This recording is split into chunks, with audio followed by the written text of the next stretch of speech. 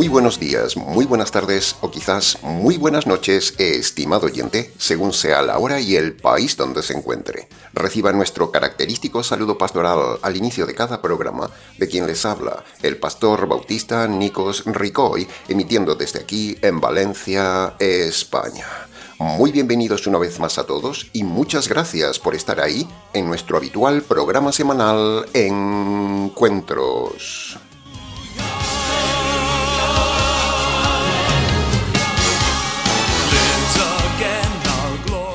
Estamos ya, estimado oyente, en el segundo mensaje de Semana Santa, el mensaje de la resurrección. Y, tal como venimos haciéndolo hace años, el programa de hoy, el programa de la resurrección, no lo emitiremos en domingo, sino hoy sábado, porque Jesús no resucitó en domingo como dice la falsa religión.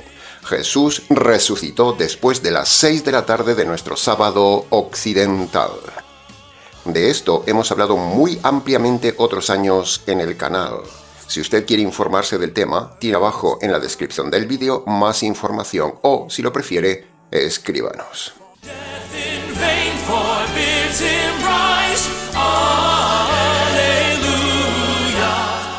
El tema de la resurrección, estimado oyente, es muy amplio como para desarrollarlo tan solo en un programa de 45 minutos.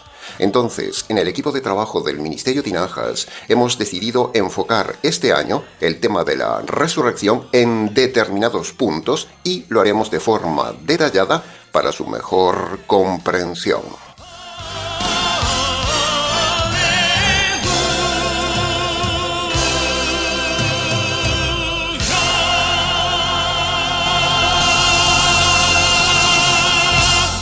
Punto número 1. Hay dos resurrecciones claramente definidas en la Biblia, estimado oyente. Primero, la resurrección de Cristo y segundo, la resurrección de los hombres. Pero en cualquiera de las dos, el significado teológico de resurrección es el mismo. Resurrección no es volver a la vida. Resurrección es volver a tener cuerpo. La religión falsa ha repetido durante siglos que resurrección es volver a la vida, pero eso es un error teológico grave, porque la vida nunca se pierde. Cristo no dejó de tener vida ni un solo segundo. Durante los 3 días y 3 noches en que estuvo separado de su cuerpo, Él siguió vivo, consciente, activo, predicador y victorioso. Y cuando un ser humano muere físicamente, tampoco deja de existir, sigue vivo, sigue consciente, y un día volverá a tener un cuerpo. Por lo tanto, estimado oyente, grábese bien esto. Resurrección no es volver a la vida, porque la vida nunca se apaga.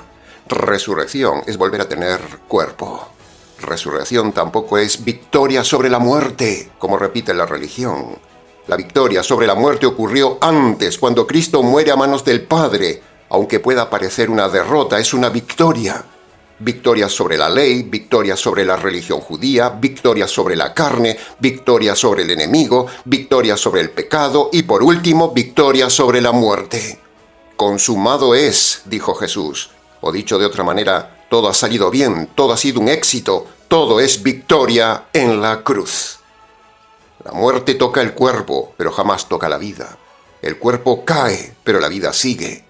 La resurrección simplemente vuelve a juntar alma con cuerpo. Paradójicamente, la vida no se pierde en la muerte. Lo que se pierde es el cuerpo. La muerte separa, la resurrección reconecta. Si la vida se apagara con la muerte, no habría resurrección, habría recreación. Pero la Biblia no habla de recreación ni de reencarnación. La Biblia habla solo de resurrección. Amén, aleluya.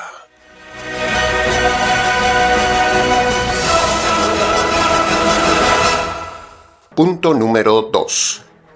El Señor Jesús era invisible desde toda la eternidad. Nunca tuvo un cuerpo, pero un día, one day, vino y decidió tomar un cuerpo humano para siempre.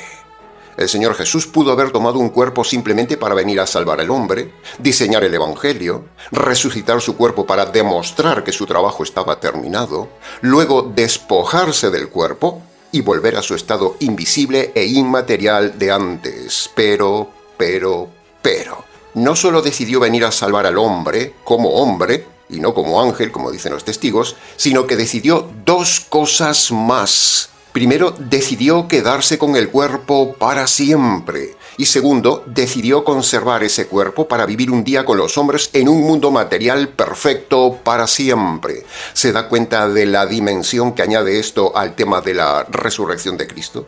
Esto es más de lo que enseña la religión.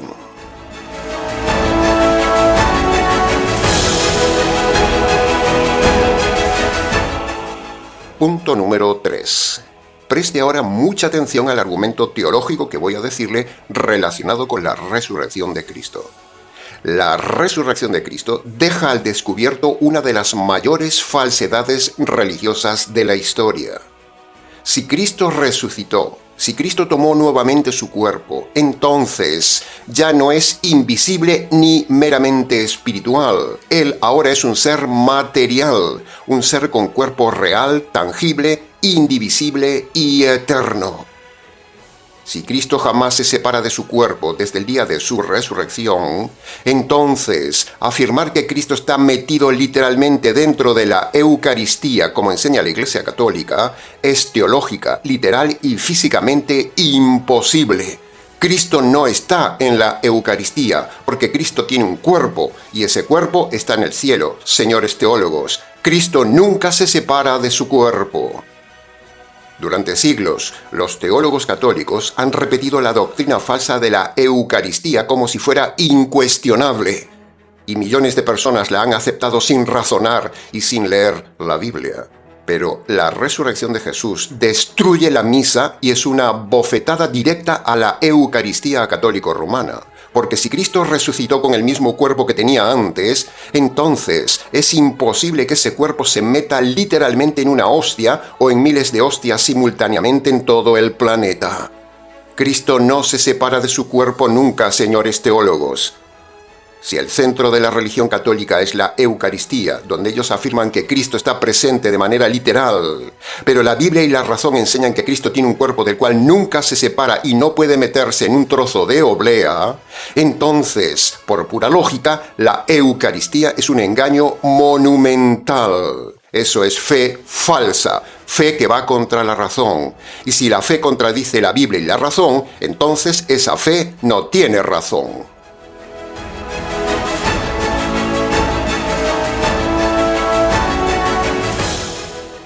La misma Iglesia Católica en su constitución Sacrosanctum Concilium del Concilio Vaticano II, capítulo 1, apartado 7, declara que Cristo está presente en el sacrificio de la misa en la Eucaristía. Y en su catecismo de 1992, en los apartados 1373 al 77, allí se afirma que Cristo permanece en la Eucaristía de forma real y permanente. Pero estas afirmaciones chocan frontalmente con la resurrección, con la razón y con la teología bíblica, porque Cristo tiene actualmente un cuerpo y no se separa jamás de él para introducirse en una hostia. La Eucaristía es herejía en estado puro. Es el centro de esta iglesia falsa. ¿Ve qué fácil es derribar la mentira? Y cuando aparece el teólogo católico de turno, como ya ha ocurrido, intenta defender la presencia de Cristo en la Eucaristía usando 1 Corintios capítulo 5, versículo 3, donde Pablo dice: aunque estoy ausente en cuerpo, estoy presente en espíritu. Con ese texto pretenden argumentar que, así como Pablo podía estar espiritualmente presente en otro lugar, Cristo también podría estar espiritualmente presente en la Eucaristía, aunque su cuerpo esté en el cielo. Pero, este argumento se derrumba en segundos. Primero, porque Cristo nunca se separa de su cuerpo. Segundo, porque contradice los propios documentos católicos que afirman la presencia literal y sustancial en la Eucaristía. No dicen que es una presencia espiritual de Cristo. Y tercero, porque en el contexto de 1 Corintios capítulo 5, versículo 3, la palabra en espíritu, ahí no significa que Pablo estuviera realmente en dos lugares a la vez, sino que lo que quiere decir es que compartía el mismo sentir, la misma postura moral y disciplinaria que la iglesia de Corinto, pero nada más. Pablo no habla de ninguna presencia real de Pablo en otro sitio. Además, la doctrina católica de la Eucaristía no habla de una presencia moral de Cristo, sino de una presencia real y verdadera de Cristo. Una presencia moral como la de Pablo y una presencia sustancial y real como la que afirma la Iglesia Católica que tiene Cristo no son compatibles. Por lo tanto, 1 Corintios capítulo 5, versículo 3, no puede usarse como analogía para justificar la presencia real de Cristo en la Eucaristía. Por lo tanto, jaque a la Iglesia Católica. Por otro lado, cuando Pablo habla en la Cena del Señor en 1 Corintios capítulo 11 del versículo 2 al 26, allí jamás enseña que Cristo esté literalmente en el pan y en el vino. Al contrario, Pablo repite 3 veces que esa celebración es un recuerdo, no una presencia física ni un sacramento que contenga a Cristo, como dice la Iglesia Católica. Es más, el mismo Señor Jesús dijo en Lucas capítulo 22, versículo 19: Repitan esta cena en recuerdo mío. Jesús mismo dijo que la cena es un recuerdo, no su presencia. Entonces, si la misa y la Eucaristía son el centro neurálgico de la Iglesia Católica, con estos sencillos argumentos, la estructura doctrinal entera de la Iglesia Católica se viene abajo, porque la resurrección de Cristo da jaque mate a la doctrina principal de la Iglesia Católica, la Eucaristía. Punto número 4 del tema de la resurrección. Cada año elegimos un pasaje para la resurrección, y este año tomaremos el pasaje de Juan capítulo 10, versículos 17 y 18, que, de forma parafraseada, dice así: Yo pongo mi vida para luego volverla a tomar. Nadie puede quitarme la vida, sino que yo, de mi voluntad, la pongo en manos de Dios. Tengo poder para ponerla y también tengo poder para volverla a tomar. Esto es lo que recibí de mi Padre. Ahora, antes de analizar este texto expositivamente, queremos aprovechar para escuchar un audio de un predicador en Internet que dice lo siguiente. Escuche. He tenido la oportunidad de escuchar algunas prédicas donde se ha dicho sin ningún temor que en el plan de salvación Dios el Padre mató al Hijo. Evidentemente, estimado oyente, esa predicación a la que se refiere este necio está dirigida a los pocos que predicamos esta verdad. Pero nosotros, parte de esos pocos que enseñamos la verdad, continuaremos sin temor y sin temblor diciendo al mundo que Dios el Padre, en unidad con el Espíritu Santo, es el que mata al Hijo de Dios en el Calvario. ¿Es que acaso este hombre no ha leído Isaías 53, versículo 10, donde el texto dice: Quiso Yahvé destrozarle con padecimientos? Si es Dios quien destroza al Hijo en el Calvario con padecimientos, eso implica que lo mata. Así que, jaque a este hombre. Sigamos con el audio.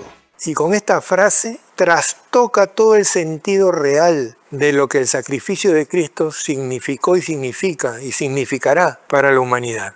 El que tiene trastocado el concepto de la muerte de Jesús es este necio por no estudiar en profundidad lo que sucedió detrás del telón de la cruz en el Calvario sobre nuestro Señor Jesucristo. Este necio y los que son como este son los que han trastocado la verdad jurídica de la muerte de Jesús. El ministerio Tinajas no solo no trastoca el verdadero significado del sacrificio de la cruz, sino que es el único o casi el único ministerio en la red que enseña correctamente el verdadero significado jurídico del Calvario. Este hombre no solo es necio, es ciego e ignorante, y no se ha tomado el tiempo de razonar el aspecto jurídico que hemos enseñado la semana pasada. Solo nos critica. Pero bueno, al menos nos hace publicidad. Veamos la tercera parte del audio. Es una frase fría, dura. Este ignorante, que en lugar de estar predicando debería estar estudiando, dice que nuestra tesis de que Dios mató al Hijo es una frase fría y dura. Pero en realidad es una frase bíblica, verdadera, racional, jurídica e inderribable, porque si Dios el Padre no mató al Hijo, entonces, señor predicador, dígame, ¿quién mató al Hijo? Mucho critica a usted nuestra tesis, pero no ha dicho quién mató al Hijo. La tesis de este necio es la de todas las iglesias, la tesis sentimental. Veamos ahora la cuarta parte del audio. Y que da cabida, además, a que los contrarios a la fe nuestra se agarren de esa frase para vilipendiar nuestra fe y negar el amor de Dios por la humanidad y su creación. Este hombre dice que por causa nuestra, los enemigos de la fe se afianzan y vilipendian la fe. Pero permítame que me ría en su cara con la risa de Elías, necio predicador, porque precisamente este hombre es el que no se da cuenta que su doctrina es la que engaña e ilusiona a los inconversos con eso del falso amor de Dios. La fe sentimental del amor de Dios al hombre, eso es lo que vilipendia, insulta y blasfema a Dios. Dios no ama al hombre, estimado oyente. En primer lugar, la Biblia nunca dice que Dios ama al hombre. Eso es antibíblico, antilógico y antijurídico. Dios es juez y es justo, y el hombre es un delincuente perverso. Ningún juez ama a un delincuente. Incluso la misma Biblia dice que Dios aborrece al pecador, como usted puede ver en el Salmo 5:5 y 7:11, entre otros muchos pasajes. Y cuando vamos a Romanos capítulo 1, versículo 18, dice allí contundentemente que la ira de Dios está sobre los hombres porque cometen injusticias. Y todo hombre comete injusticias. Usted comete injusticias. Por lo tanto, usted y todos los hombres están bajo la ira de Dios, no bajo el amor de Dios. Romanos dice que la ira de Dios, no el amor de Dios, está sobre todo hombre. Recuerde la palabra todo, y eso lo hace radical. Este pasaje de Romanos y otros, como Juan 3:36, dicen que la ira de Dios está sobre el hombre inconverso, y esos pasajes no se pueden quitar de la Biblia. Estos pasajes son una contradicción con la teoría del amor de Dios de este hombre. Así que, o la teoría del amor de Dios es falsa, o nuestra teoría de la ira de Dios sobre todo hombre es verdadera. No se pueden conjugar dos ideas contrarias en la Biblia. Segundo, si Dios ama al hombre ahora, como dice este hombre, ¿por qué lo castigará severamente en la eternidad con tortura en cuerpo y alma con fuego eterno? Si Dios lo ama ahora, debería amarlo también después y no castigarlo después, ¿no lo cree? ¿Por qué Dios iba a cambiar su decisión? Si ahora lo ama, ¿por qué luego no lo amará? El castigo en tortura y llanto eterno demuestra que Dios ahora tampoco ama al hombre, lo aborrece, solo que le tiene paciencia. El hombre está bajo la ira pasiva de Dios, pero un día desatará su ira activa sobre el hombre. Este necio, como tantos otros predicadores sentimentales, confunden la ira pasiva de Dios con amor de Dios al hombre. Menudo ignorante. Tercero, hemos dicho recientemente en el canal que la Biblia dice que Dios amó, no que ama. Dios amó una sola vez y para siempre en el Calvario cuando descarga sobre su Hijo la ira y la justicia divina que debería descargar sobre el hombre. Y ese acto decisional de Dios, pasado, puntual y acabado, eso no implica que Dios ama ahora sentimentalmente a cada hombre, eso es falso. Por lo tanto, nos reafirmamos delante de Dios y de los ángeles en decir dos cosas al mundo. Primero, Dios no ama al hombre. Y segundo, Dios el Padre mató a su Hijo. Dos teologías contrarias al sentimentalismo pastoral del día de hoy y de este necio predicador. Sigamos, veamos ahora la quinta y última parte de este audio.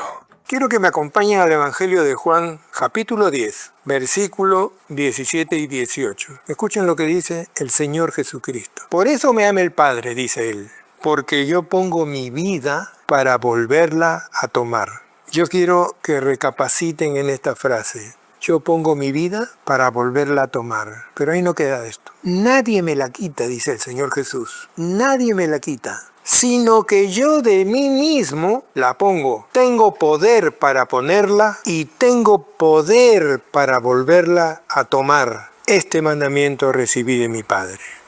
Cuando Jesús dice, yo pongo mi vida para volverla a tomar, esa frase no niega que el Padre mata al Hijo en la cruz. Se lo repito. Cuando Jesús dice, yo pongo mi vida para volverla a tomar, esa frase no niega que el Padre mata al Hijo en la cruz. Este necio no entiende que una cosa es que el Señor ponga su vida voluntariamente y otra cosa es quién lo mata. El texto no dice quién lo mata, el texto solo dice que Jesús pone la vida voluntariamente para que lo maten. Es decir, Jesús está diciendo que Él no se resiste, no se opone a que el Padre lo mate. El pasaje dice que Él se ofrece, que Él pone su vida para que el Padre se la quite. Y una vez que el Padre se la quita, una vez que el Padre lo mata, una vez que el Padre lo ejecuta, entonces el texto nos dice que luego el Señor Jesús mismo vuelve a tomar su cuerpo con su poder. Eso es la resurrección. Pero en ningún momento esta frase de Juan capítulo 10, versículo 17 al 18, niega que el Padre haya matado al Hijo. A una persona la pueden matar de dos formas. Primero, de forma contraria a su voluntad.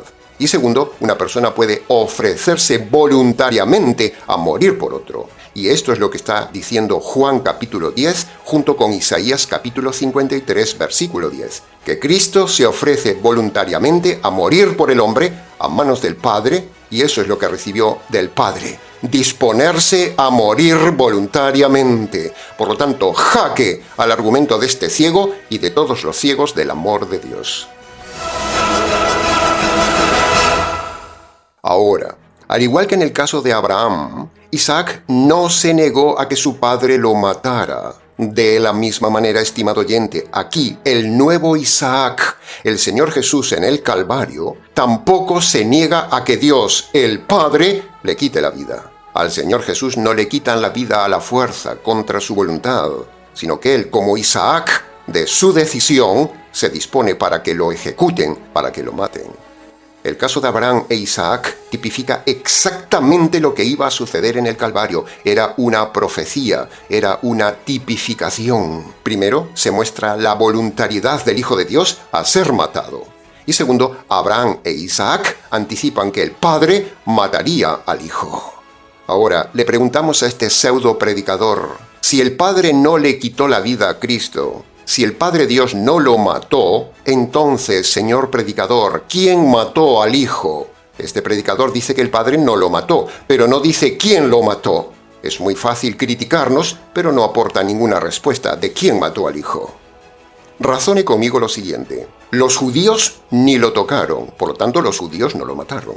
Los romanos solo lo crucificaron. Ellos no podían matar a un hombre perfecto.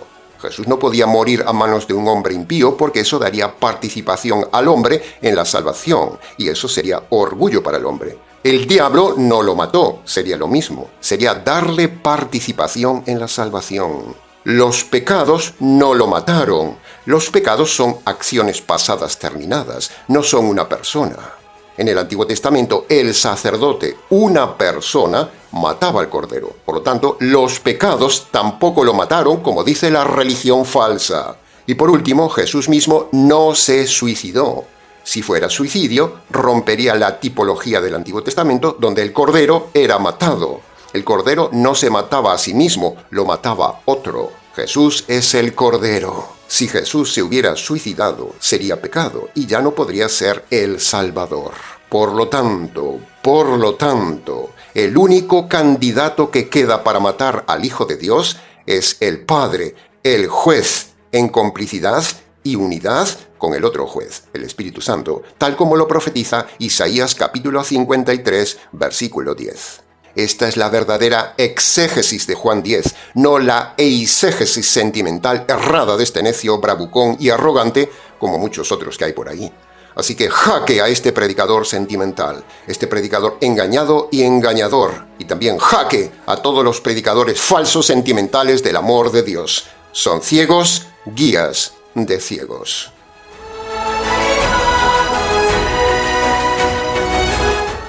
Punto número 5. La resurrección de Cristo es la garantía absoluta de la resurrección futura de todos los hombres. Dios creó al ser humano como un ser corporal, y así será por toda la eternidad. El hombre no será un alma flotando en el vacío, no. Tendrá cuerpo, porque el diseño original de Dios para los hombres es tener cuerpo para siempre. Por eso habrá resurrección corporal para todos los hombres. Pero aquí aparece el punto decisivo. El resucitado, el Señor Jesús, hombre, ahora juzgará a todos los hombres y, según sus obras, otorgará una resurrección de felicidad eterna o les otorgará una resurrección de tormento eterno. Esta es la decisión universal de Dios, resucitar a todo ser humano. Pero, el destino de esa resurrección lo decide cada persona en esta vida, si se convierte o no, por medio del Evangelio. Usted decide su destino eterno.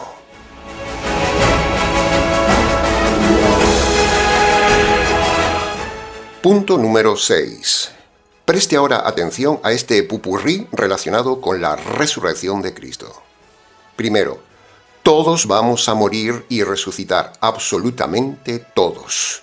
La muerte no respeta edades, ni calendarios, ni proyectos. Incluso los jóvenes también mueren, y a veces antes que los ancianos. La muerte llega sin pedir permiso, estimado oyente, y por eso la Escritura nos llama a estar preparados, a vivir despiertos, a caminar con el alma en orden delante de Dios y a tener perdonados los pecados. Por cierto, ¿está su alma preparada para la muerte?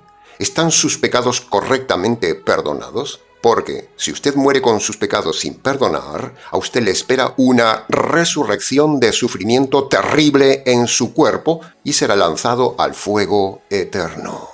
Ese es el horror de la resurrección del inconverso, estimado oyente. Escuche este mensaje.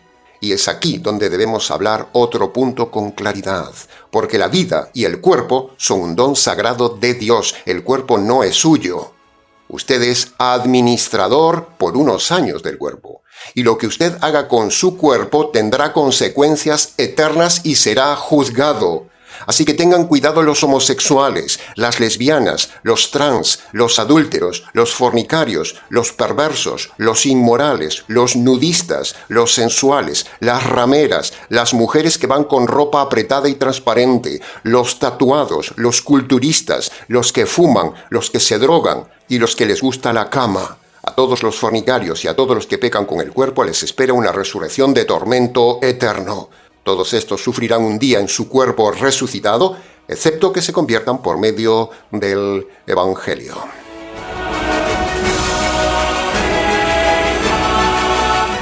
Segundo, también hay quienes viven alimentando un odio profundo hacia otra persona, un rencor que sería capaz de matar.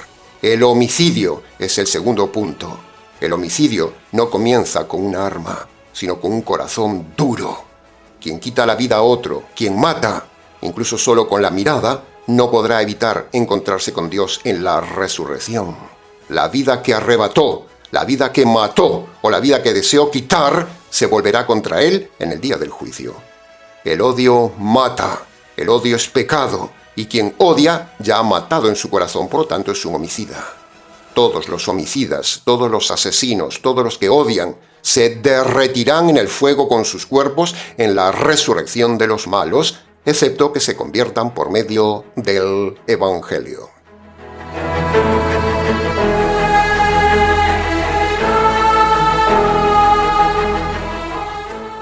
El tercer grupo del pupurrí es este. También debemos hablar del aborto. La vida en el vientre es vida humana, es vida preciosa y es vulnerable. Es pequeñita, pero ser pequeñita no quita que no sea vida. Es una vida preciosa. Matar esa vida es un pecado grave, estimados abortistas feministas asesinos. Matar a un niño, estimada madre, es pecado. Abortar es delito. Delito delante de Dios, es un homicidio. Escúcheme bien, mujer que piensa abortar, no lo haga porque usted sufrirá las consecuencias en la resurrección eterna.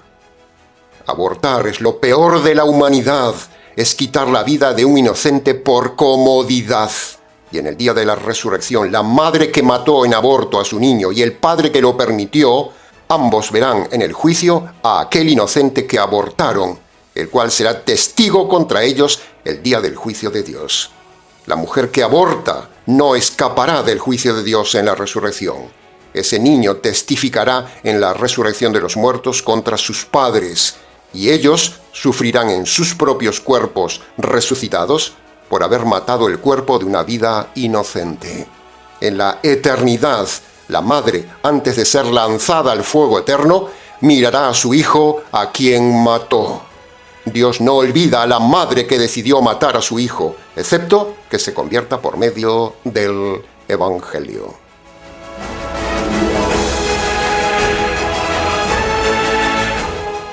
Veamos ahora el cuarto grupo que sufrirá una resurrección de tortura eterna. También debemos hablar del suicidio. El suicidio es pecado y no es una puerta de escape al dolor, sino la entrada al tormento eterno del cuerpo y del alma para siempre. Si usted está pensando en suicidarse, no lo haga, estimado oyente. Si se suicida, sufrirá más allí que lo que sufre usted aquí en la tierra. Y cuando vea la realidad del tormento eterno, ya no podrá volver a suicidarse para escapar.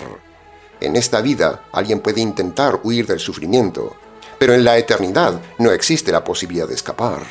Así que no se suicide, estimado oyente, se lo repito.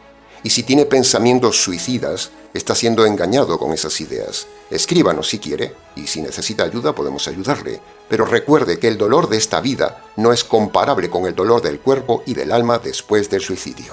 La Biblia dice que es terrible lo que le espera al suicida después de suicidarse. Pero el tema no termina ahí.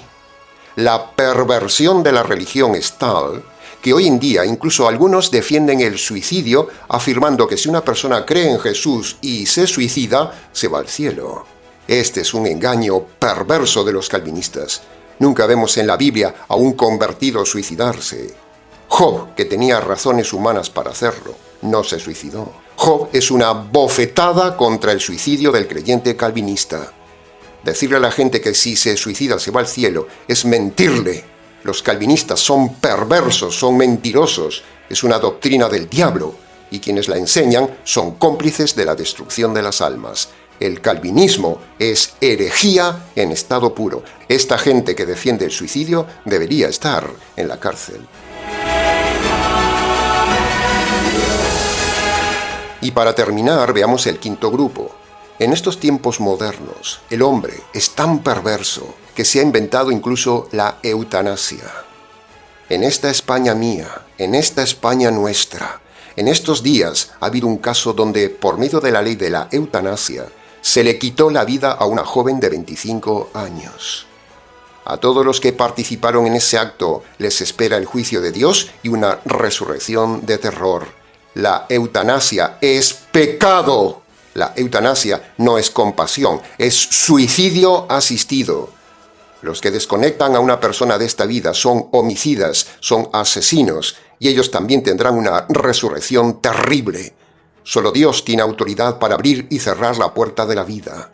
El dolor no es justificación para quitarse la vida. El dolor puede ser intenso, pero la Escritura enseña que Dios es soberano sobre nuestros días y que el sufrimiento tiene un propósito delante de Dios. Nadie tiene derecho a quitarle la vida a otro. Si lo hace, Dios le quitará la vida eterna.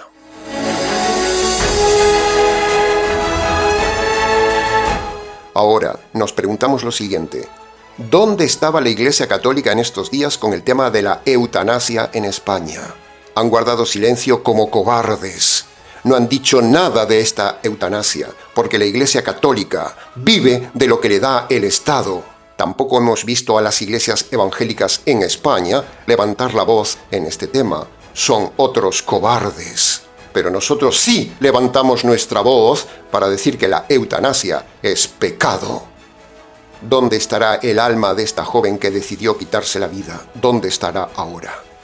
Los políticos, los jueces, las feministas, los médicos y todos los que apoyaron la eutanasia, les espera el juicio del resucitado y tendrán una resurrección de condenación. Si usted no cree la seriedad de este mensaje, estimado oyente, es problema suyo, no es problema mío, no es problema de Dios. Nosotros queremos ayudarle y advertirle. La resurrección de Cristo garantiza todas las palabras que Cristo dijo antes de morir y antes de resucitar. Y dos de esas palabras fueron estas. Vendrá la hora cuando todos los que están en los sepulcros oirán mi voz. Los que hicieron lo justo resucitarán para vida, pero los que hicieron lo malo resucitarán para condenación. La muerte sin evangelio, el homicidio, el suicidio, el aborto y la eutanasia son pecados terribles que recibirán resurrección de condenación. Esas personas recibirán un cuerpo para ser lanzadas a un lugar de fuego donde el cuerpo no se consume, pero sufre, donde la tortura es eterna, sin salida, donde no hay alivio ni esperanza eterna, excepto que se conviertan por medio del Evangelio.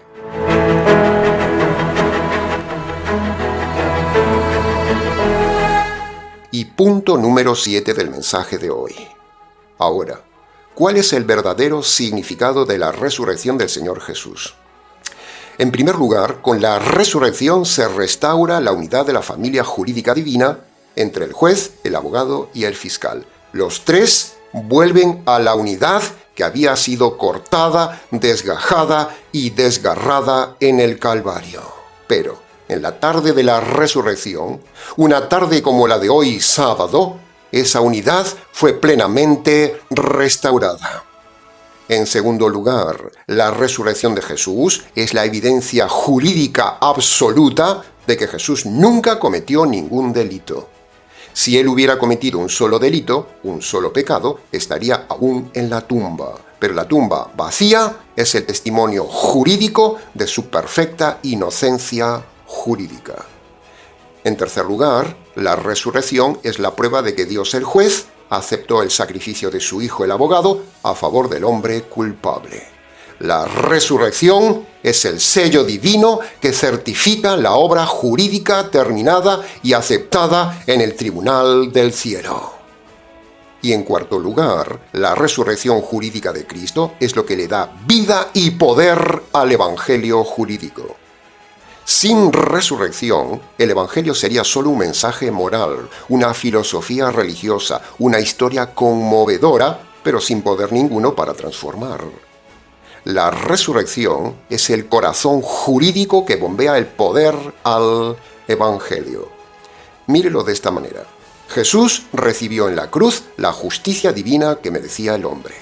Entonces, cuando una persona se apropia de esa justicia por medio de la fe, esa justicia no solo le perdona sus injusticias, sino que esa justicia en la persona le impulsa, le lleva, le da poder para vivir una vida de justicia.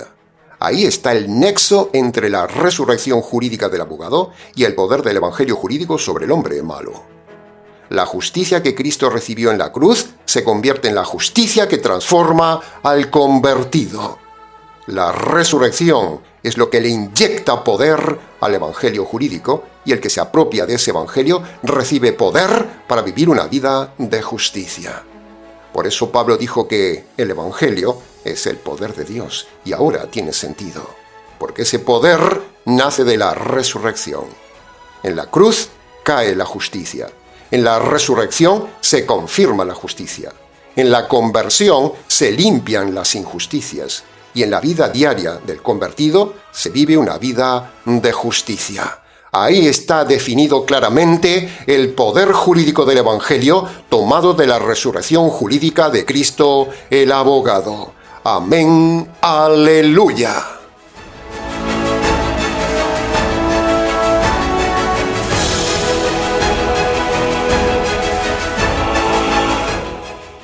Ahora, llegados al final del programa, solo nos queda redirigir el tema de hoy al punto central de toda predicación, para que usted pueda tener una resurrección de su cuerpo para la gloria eterna y no para el fuego eterno, para que sus pecados de homicidio, de intento de suicidio, de eutanasia y de aborto sean perdonados, y para que todo el resto de sus pecados de su vida puedan ser perdonados, usted debe obedecer hoy dos requisitos que manda el resucitado en Marcos capítulo 1, versículo 15.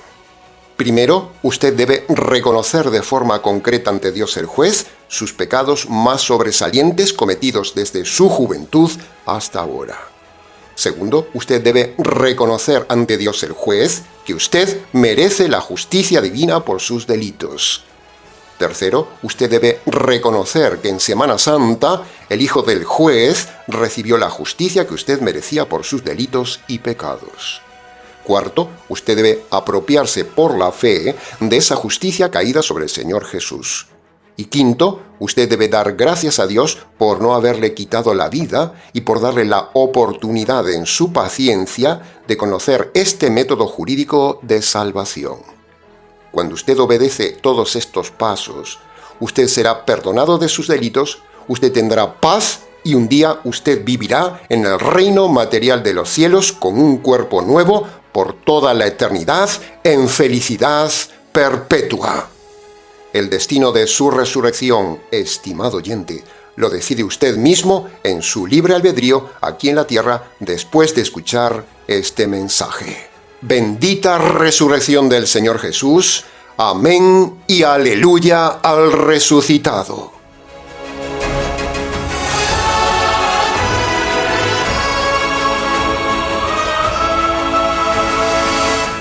Bien, Hasta aquí con el segundo mensaje reflexivo y pastoral en el cierre de la Semana Santa. Mucho más se pudo haber dicho del tema, pero con lo dicho es suficiente para su enseñanza, su reflexión y su salvación. Para preguntas del tema, escríbanos. ministeriotinajas@gmx.es.